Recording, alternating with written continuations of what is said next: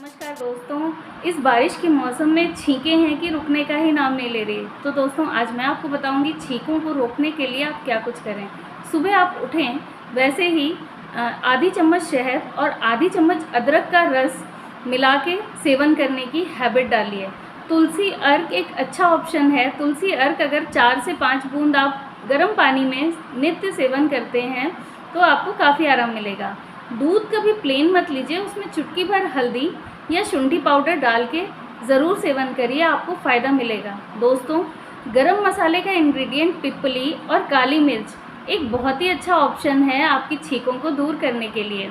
और एक last but not the least, वासा अवले एक रेडीमेड दवा है, उसका भी आप चाटन कर सकते हैं, उससे भी आपको काफ़ी आराम मिलेगा। धन्यवाद।